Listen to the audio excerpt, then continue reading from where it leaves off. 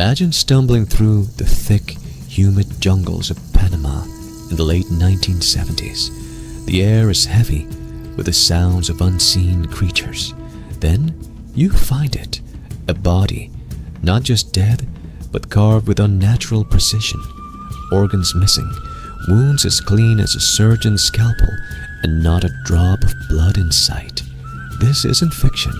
This is the chilling reality of the South American mutilations. Today, we're diving into one of the most enigmatic cases in modern mystery. The deaths of two young boys and a man in Panama during the late 70s and early 80s. Buckle up, because what you're about to hear will make you question everything you know about predators and prey. It all started in rural Panama, a land of ancient rainforests and forgotten villages. Reports trickled in of bodies discovered in remote areas. First a man, then two innocent boys. Their corpses weren't torn apart like in a wild animal attack. No, these were precise, incisions straight and smooth, eyes, tongues, and vital organs removed with eerie accuracy. And the blood? Gone, vanished, as if drained away without a trace. No footprints, no claw marks, no signs of struggle, just silence and the jungle's whisper. Who or what could do this? The locals whispered of dark forces, but the world was left wondering. Was this the work of something beyond our understanding? Let's unpack the mystery. These weren't isolated incidents. Similar mutilations popped up across South America, Brazil, Puerto Rico, bodies and livestock alike, all bearing the same surgical signatures. Theories exploded like wildfires. Could it be an unknown predator lurking in the shadows? Picture a beast evolved for stealth and precision, something science hasn't catalogued yet. Or worse, human hands, ritual killings by a secret cult, yet harvesting organs in the dead of night. The precision screams medical expertise, but why in the jungle? No evidence of tools, no witnesses. Chilling, right? Theory 1. The chupacabra. Yeah, that legendary goat sucker from Puerto Rican folklore. Born around the same time as these mutilations, it is described as a spiky, vampiric creature that drains blood through puncture wounds. Witnesses claimed sightings, glowing eyes in the dark, a reptilian form vanishing into the mist. Could this mythical monster be real, crossing borders to claim human lives? Reports from farmers say matched, animals exsanguinated, organs excised without a mess. If the chupacabra exists, these Panama cases could be its deadliest hunt. Theory 2. Extraterrestrial intervention. Sounds out there? Well, think about it. These mutilations mirror the infamous cattle mutilations in the US during the 70s. Ranchers found cows with laser-like cuts, organs gone, and UFO sightings nearby. What if aliens were experimenting, using advanced tech to harvest samples?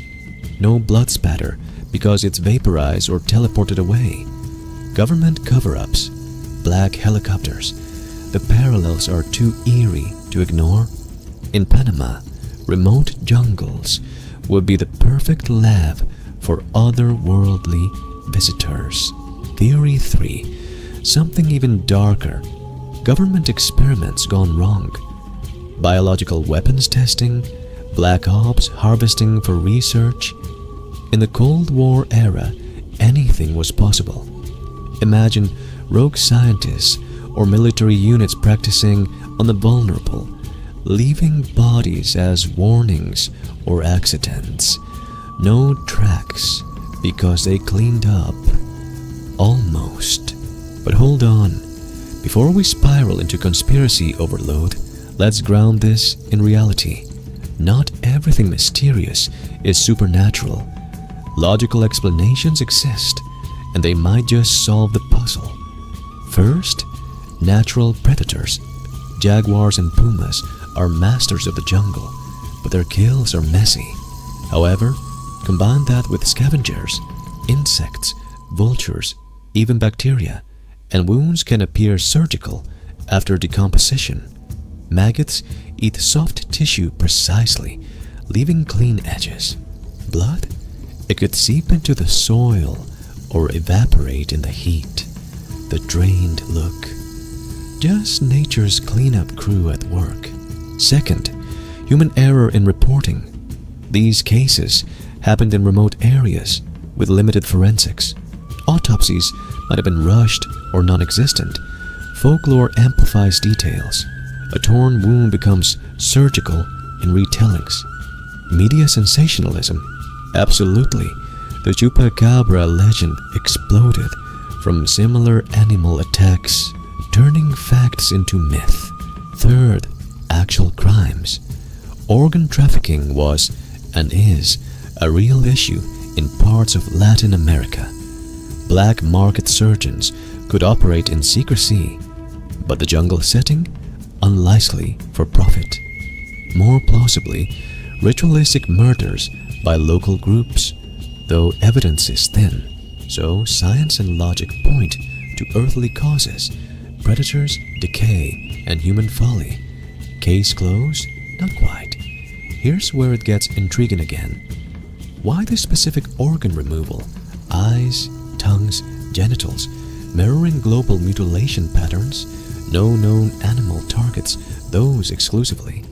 And the blood absence? Even decomposition doesn't explain zero traces every time. Witnesses reported strange lights or noises beforehand, echoing UFO lore. Plus, no arrest, no confessions, no closure after decades. What if it's a cryptid we haven't discovered? Jungle expeditions still uncover new species yearly, or advanced tech, drones or lasers from a hidden source. The Panama cases remain officially unsolved, buried in obscurity. In a world where we map the stars but miss jungle secrets, anything's possible. The South American mutilations, a reminder that some shadows hide truths we'll never fully grasp. If you enjoy this dive into the unknown, hit like, subscribe, and ring the bell for more mysteries. Drop your theories in the comments. What carved those wounds? Alien, animal, or something in between? Thanks for watching. Stay curious and watch your back in the woods.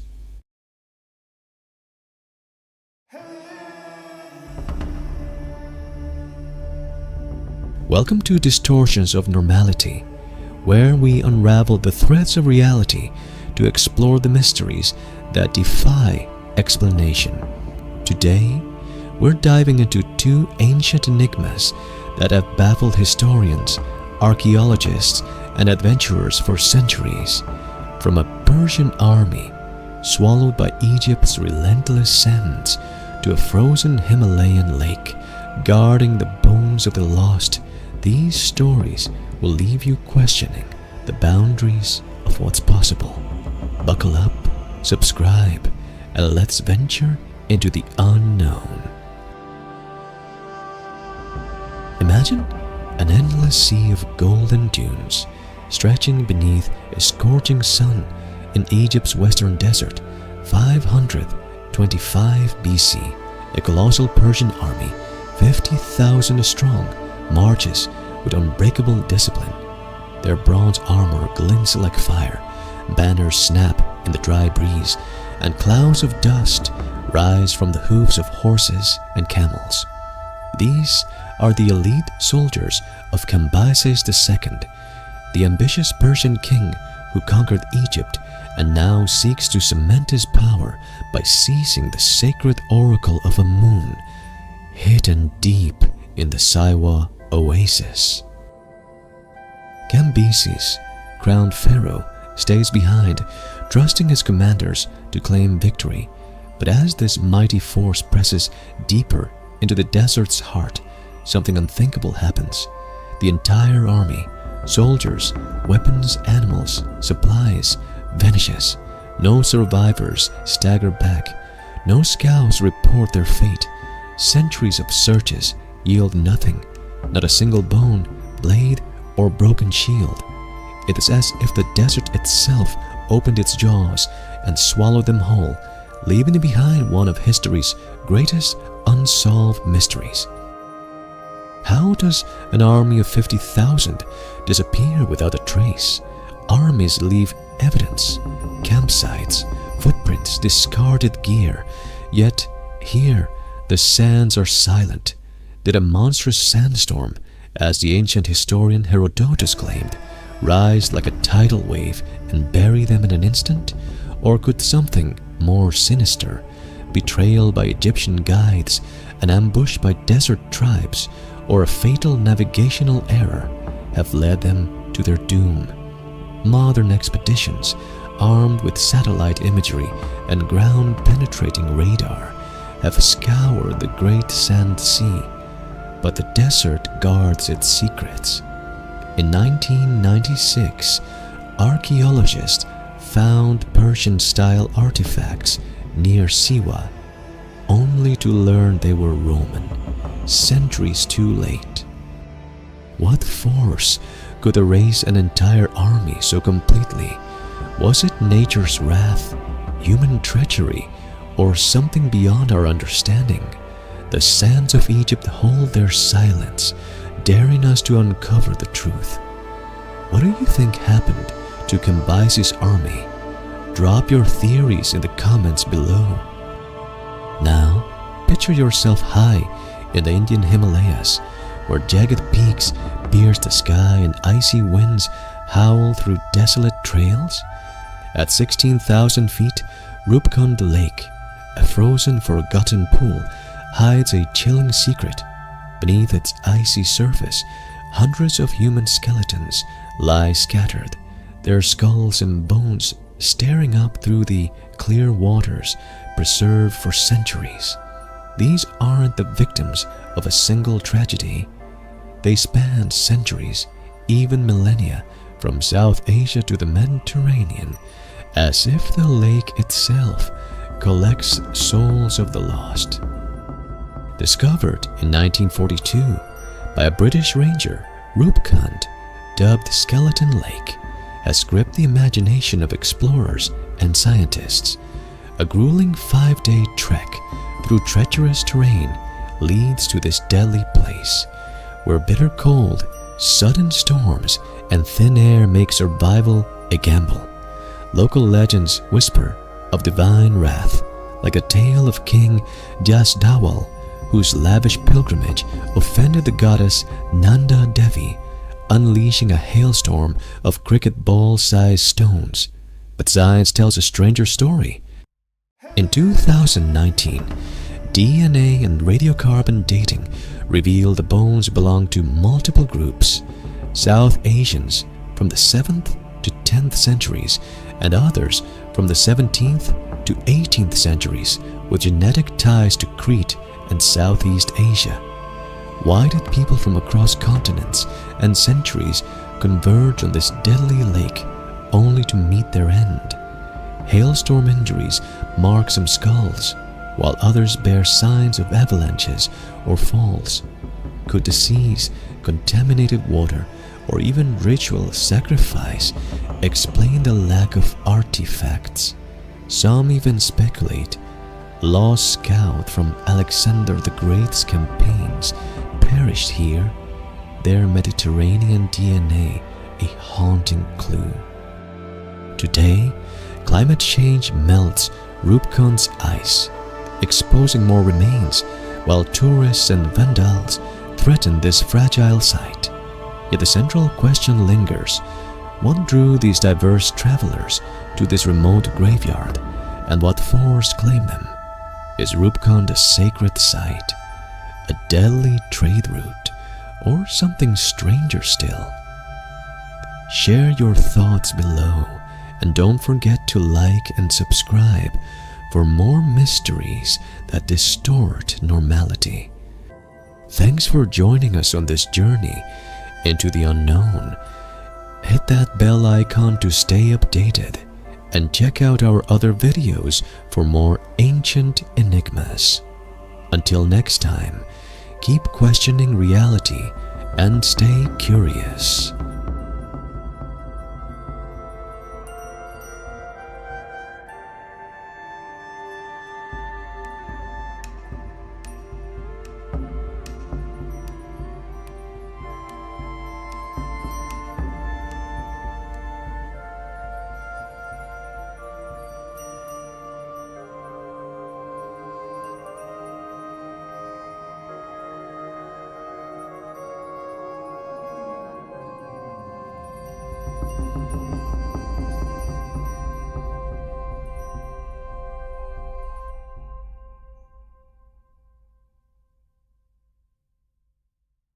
Imagine this. It's a summer of 1992.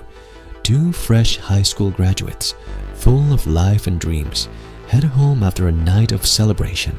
They step inside a cozy house in the heart of America's Midwest and vanish into thin air. No screams, no struggle, just gone, along with one of their mothers. For over 33 years, this case has baffled investigators, haunted families, and sparked endless theories. Today, we're diving deep into the chilling disappearance of the Springfield Three. If you love unsolved mysteries that keep you up at night, hit that like button now and subscribe for more true crime deep dives. Let's unravel what might be Missouri's darkest secret, the night of celebration and the last sighting.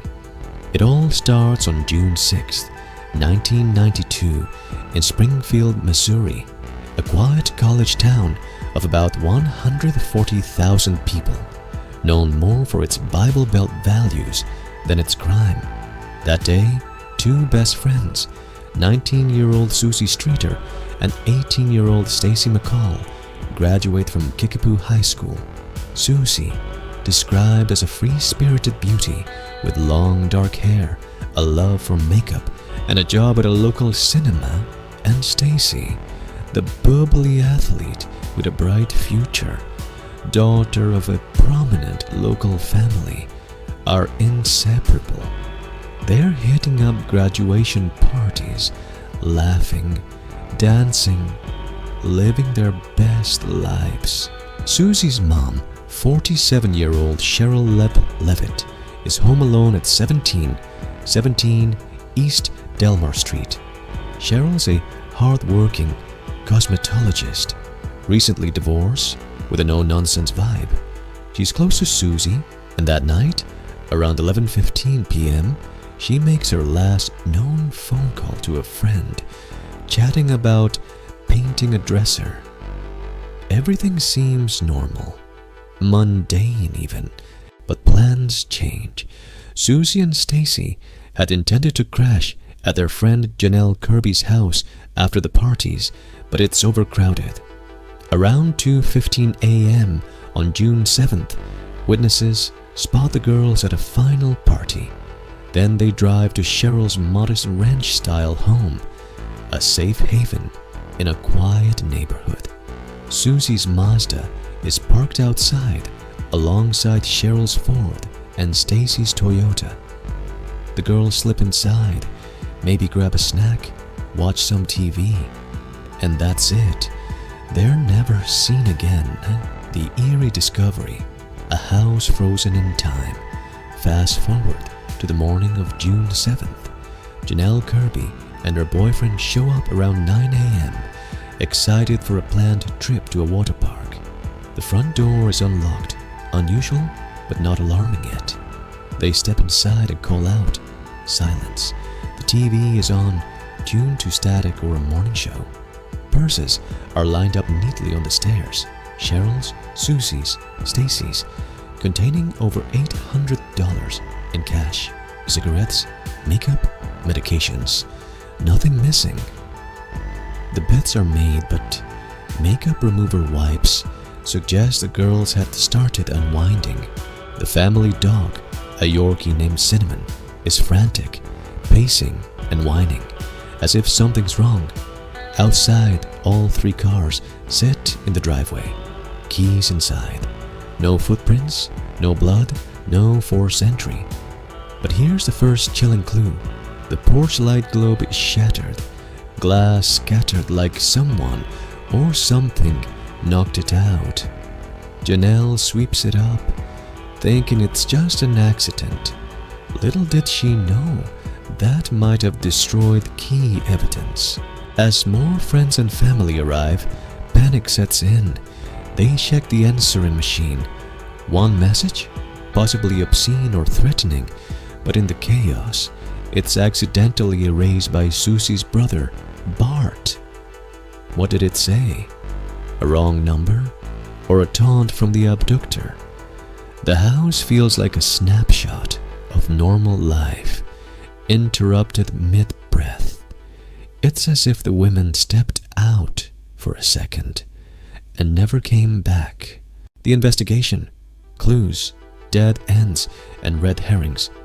Police are called by afternoon, but valuable hours are lost. The scene contaminated by well-meaning visitors. Springfield PD launches a massive search. Helicopters, dogs, divers in nearby rivers. Nothing. No bodies, no ransom demands, no sightings. The FBI gets involved, labeling it a possible abduction. Key details emerge. Cheryl was last seen refinishing furniture, paintbrushes still wet. The women left behind everything. Even Stacy's migraine meds and Susie's cigarettes. Things they'd never abandon. A neighbor reports hearing a van idling nearby around 3 to 4 a.m. and a woman's voice saying, "Don't do anything stupid." Was that one of the victims? Or imagination? Suspects pile up. Susie's ex-boyfriend, a petty thief, is grilled but alibied. Bart Streeter, Susie's brother with a history of alcohol issues, is cleared via polygraph. Then there's the grave robbers. In 1992, 3 men, including Stephen Garrison, were caught desecrating graves. Garrison claimed knowledge of the murders, even leading cops to a farm where ground-penetrating radar showed anomalies. But digs found nothing. Was it a hoax? The most infamous suspect, Robert Craig Cox, a convicted kidnapper and murderer serving time in Texas. In 1995, he tells a cellmate he knows the women are dead, buried near Springfield. He claims he was at a party with them that night. A lie, but chilling. Cox toys with investigators, saying things like, "I know they're dead, but you'll never prove it." He's free now, living under supervision, but denies involvement. What if he's the key? Over the years, tips flood in. A waitress sees women matching their descriptions at a diner. A psychic claims they're under a parking garage, dug up, empty. In 2007, a web sleuth spots webs in a concrete slab photo that look like bodies. Another dead end. As of 2025, the case is still open, with Springfield PD reviewing cold case files. No arrests, no closure. This isn't just a disappearance, it's a locked room mystery on steroids. How do 3 women vanish without a trace? Theory 1, a targeted abduction. Susie had testified against her ex for vandalizing graves. Maybe revenge from that crew? What if they stalked her, waited for the perfect night, and struck when Stacy was collateral? Theory 2, a random predator. Cox fits the profile, a drifter with a history of violence. What if he was cruising Springfield, saw an opportunity, and used a ruse to lure them out? Remember that broken globe? A distraction? Theory 3, something sinister closer to home. Cheryl was dating someone shady. Rumors of drugs or deaths. What if an argument escalated and the girls walked in on it? Or worse, what if they were trafficked? The idling van suggests multiple perps, but here's where it gets really eerie. What if it was all planned? Susie and Stacy weren't supposed to be at Cheryl's. They changed plans last minute. So how did the abductor know? Unless it was someone they trusted. What if Cheryl knew her killer, invited them in for a late night chat, and things went wrong? Wilder what ifs for those late night chills. What if it's connected to other Midwest vanishings, like a serial killer spree? What if the erased message was from the perp gloating, or tinfoil hat time? What if they staged it themselves, starting new lives? Unlikely, but imagine the twist. And what if, right now in 2025, new DNA tech cracks it wide open? Families still hope. For the families, like Stacy's mom Janice, who's fought for answers through billboards and vigils, it's endless torment. It's like they evaporated, she once said. Springfield whispers about it still. A ghost story in the Ozarks. No graves to mourn, just questions. If this chilled you, you're not alone. Share your theories in the comments. Was it Cox?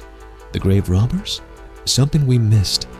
Hit subscribe for more unsolved cases and turn on notifications. Next week, we're tackling another Midwest mystery. Thanks for watching, and remember, sometimes the scariest monsters are the ones we can't see.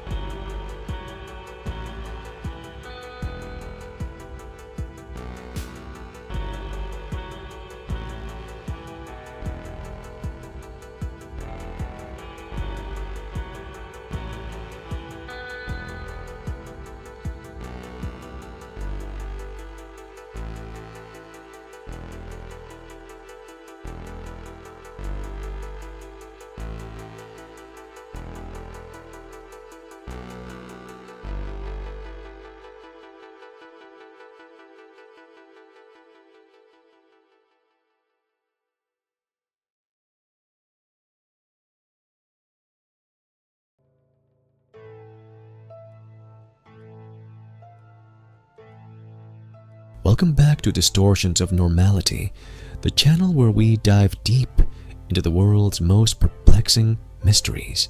Today, we're uncovering 5 chilling cases that defy explanation, stories of cryptic codes, vanishings, mass poisonings, bizarre creatures, and suspicious deaths. Buckle up, because these tales will leave you questioning everything. Don't forget to hit that subscribe button and ring the bell so you never miss a mystery. Let's get started. Case 1. The Cryptic Notes of Ricky McCormick. June 30th, 1999. A body is found in a lonely cornfield 20 miles outside St. Louis, Missouri, It's Ricky McCormick, a 41-year-old man with a troubled past. But what makes this case truly bizarre are the 2 pages of coded notes found in his pockets. Notes that have stumped the FBI's top cryptanalysts for over 2 decades. Ricky wasn't a scholar. He struggled with literacy and had a rap sheet, including a 13-month prison stint. He worked the graveyard shift at an Amoco station under the Hamdallah brothers, who had a reputation for treating employees harshly. His girlfriend said Ricky seemed scared in his final days, possibly smuggling something for them. He'd been to hospitals for chest pain then. Poof, he vanished, only to turn up dead. The notes are the real enigma. They're filled with patterns suggesting a cipher, but no one's cracked them. Some theorize they reference hospitals or prescriptions, but Ricky's family says he could barely write, let alone create a complex code. Yet a few relatives recall him doodling codes as a kid. Was Ricky hiding a secret? Was he silenced because of it? Or are these notes just the scribbles of a desperate man? Tell us your theories in the comments. Case 2. The Vanishing of Tammy Lynn Leppert. Next, we head to Rockledge, Florida, July 6, 1983.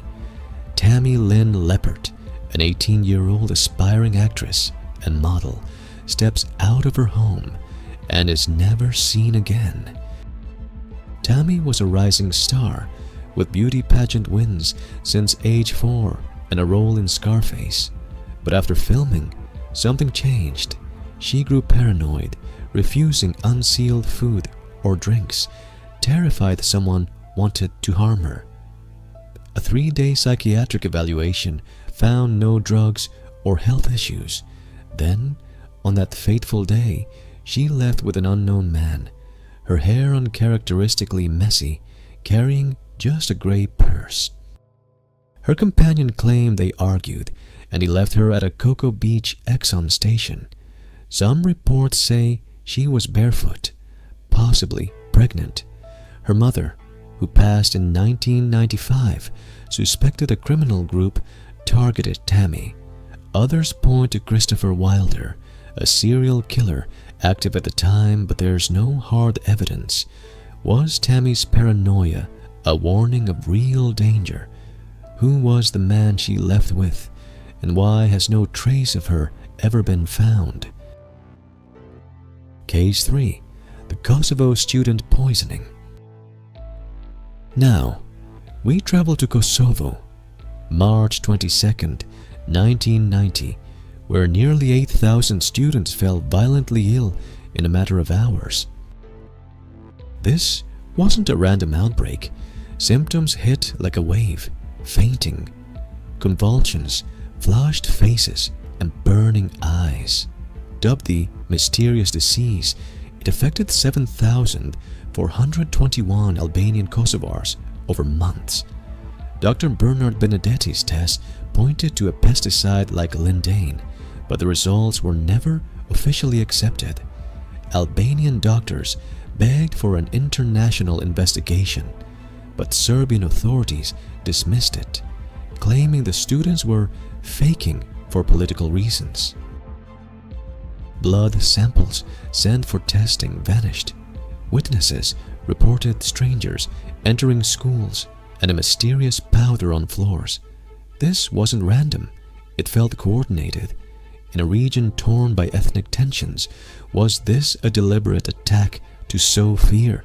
If so, who orchestrated it, and what was the poison? Decades later, this remains one of history's largest unexplained mass poisonings. What do you think was behind it? Case 4. The California Creature.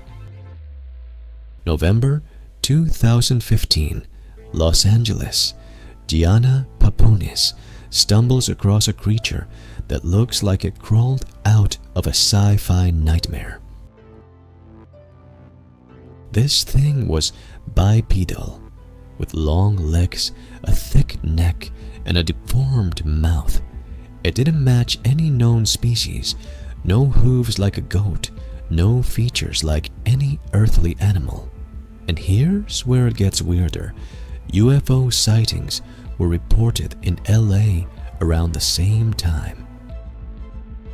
Was this an alien, a genetic experiment gone wrong, or just a malformed animal? No lab ever analyzed it, leaving us with only questions. Why did it appear when UFOs were buzzing the skies? Could it be proof of something extraterrestrial? Drop your thoughts below. Case 5. The suspicious death of Jackie Sutton. Our final case takes us to a Turkish airport in October 2015. Jackie Sutton, a 50-year-old BBC journalist, lands for a connecting flight to Iraq. She dozes in a cafe, misses her flight, and is found dead in a bathroom hours later.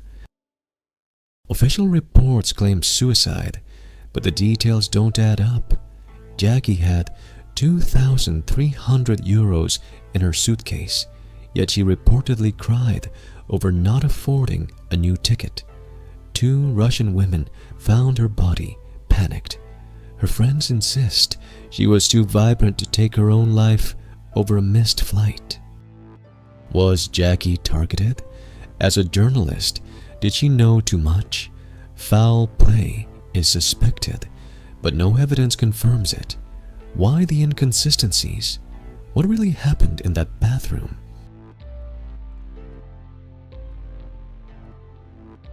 These 5 mysteries, Ricky's codes, Tammy's vanishing, the Kosovo poisonings, the California creature, and Jackie's death, leave us with more questions than answers.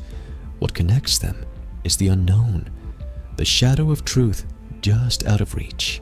Share your theories in the comments and let us know which case you want us to dive into next. If you enjoyed this, give us a like, subscribe, and hit that bell. Until next time, keep questioning the unknown.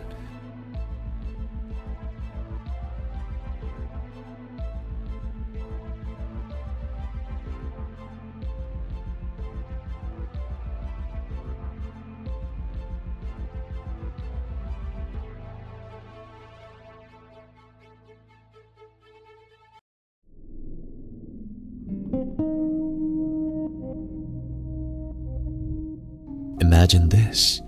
It's a humid October night in 1973, and the only witnesses to the impossible are 2 ordinary fishermen, their lines bobbing in the dark waters of the Pascagoula River. But what rises from the mist isn't a catch, it's something that defies the stars themselves. Welcome back to Distortions of Normality, where we peel back the veil on the unexplained. Welcome to Distortions of Normality. Today, we're diving into one of the most chilling UFO encounters on record. The Pascagoula abduction. Did Charles Hickson and Calvin Parker glimpse visitors from another world, or something far more sinister? Stick around as we unravel their terrifying tale. Let's set the scene. October 11th, 1973. America's gripped by Watergate scandals and the Yom Kippur War. But in the sleepy shipbuilding town of Pascagoula, Mississippi, the real shockwaves are just beginning. Charles Hickson, 42, a hard-working shipyard foreman and family man, heads out fishing with his young buddy, 19-year-old Calvin Parker. They're not chasing legends. They're just 2 guys escaping the daily grind on the west bank of the Pascagoula River near an old pier. Around 9 p.m., as the sun dips below the horizon, something hums in the air. A blue light, flashing like a welder's torch, gone wrong. The men freeze. Emerging from the river is an oval-shaped craft about 30 feet long, glowing with an otherworldly sheen. Before they can bolt, a zipper-like door slides open, and out step 3 things. Not men, not animals. Creatures Calvin later describes as 5 feet tall, with elephantine snouts, crab-like claws, and carrot-shaped legs that moved in a floating mechanical glide. Their skin, gray, wrinkled like elephant hide. Slit mouths, no eyes they could see, robotic, emotionless. Paralyzed, not by fear alone, but by some invisible force, the men are levitated into the craft. Inside it's a sterile blur, flashing lights, a humming exam table. Hickson, the elder, is floated first, his clothes dissolving like mist. The beings probe him with claw-like hands, scanning his body with cold precision. No words, just telepathic whispers, calm assurances that this is routine, that harm isn't intended. Calvin, terrified, blacks out from the shock.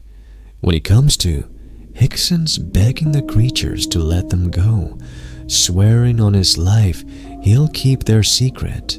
20 minutes later, or was it hours, they're dumped back at the pier, the craft vanishing into the night sky. The men stumble to Hickson's truck, hearts pounding. Calvin's in tears, convinced they've seen demons. Charles, ever the skeptic turned believer, insists this was real, too real. They drive straight to the local sheriff's office, but it's after hours. Desperate, they call the Jackson Daily News tip line instead, spilling the story to a reporter who thinks it's a hoax. By morning, the sheriff's buzzing. Hickson and Parker sit for polygraphs, both pass with flying colors. Under secret surveillance in an interrogation room, thinking the tape's off, they whisper, "Calvin, Jesus, what are we gonna do? I don't want people thinking we're crazy." Their anguish is raw, unscripted, evidence that seals the case's credibility for many. Word spreads like wildfire. NASA scientists dissent. Hypnosis sessions unearth fragmented memories. The beings warning of humanity's path, or perhaps just examining us like specimens. Hickson embraces the spotlight, touring with J. Allen Hynek, the UFO guru from Close Encounters. Calvin, he bolts to Florida, haunted, attempting suicide, later claiming the entities weren't aliens, but demons from a hellish dimension.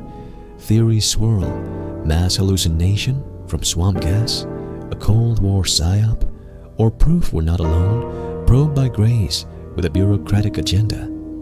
Skeptics point to the era's UFO flap, over 500 sightings that month alone. Believers cite physical traces, Hickson's lingering scars, Parker's lifelong trauma. Calvin passed in 2023, still swearing it was real. Charles, gone since 2011, took his secrets to the grave.